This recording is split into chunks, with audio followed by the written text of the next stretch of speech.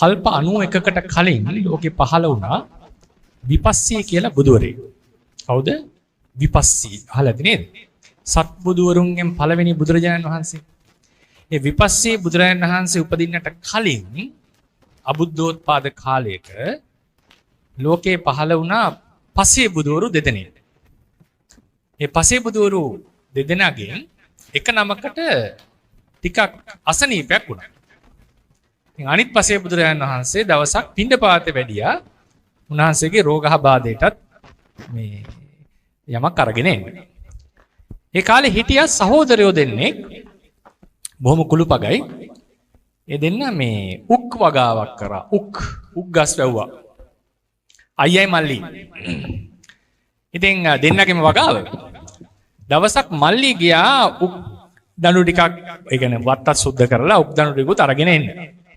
ඒ නාතරතුරේදී අර පසේ බුදුරජාණන් වහන්සේ ආවා මේ පාත්‍රෙත් අරගෙන දැන් පිණ්ඩපාත. ආපු වෙලාවේදී මල්ලි දැන් උක් දණු දෙකක් කපාගෙන අරන් ගියා.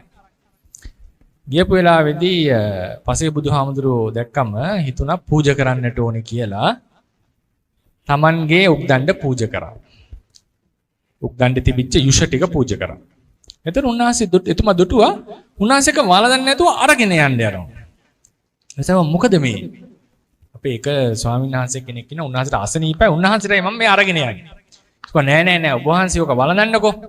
මට තව උක් දණ්ඩක් තියෙනවා. ඒක අයියාගේ උක් දණ්ඩ. විශ්වාසයෙන් අරක වළඳන්න කියලා මේ අනිත් එකත් පූජා කරා.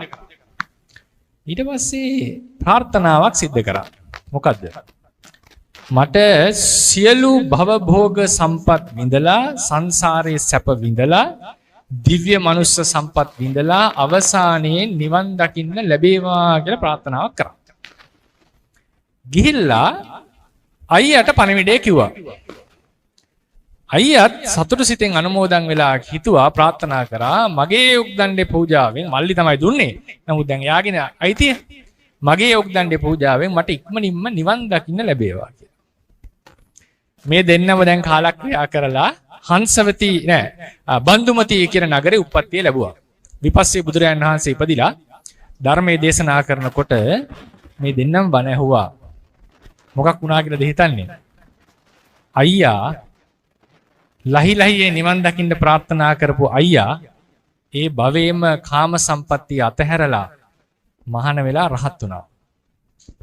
භවභෝග සම්පත් කෙලවර නිවන් දකින්න ප්‍රාර්ථනා කරපු මල්ලිට ගිහි ගෙදර අතහැර ගන්න බැරි වුණා. බුද්ධ ශාසන 7ක් බුදුවරු සම්මුඛ වුණා. කෙටියෙන්ම නිවන ප්‍රාර්ථනා කළොත් අපිට කෙටියෙන්ම නිවන් දකින්න පුළුවන්.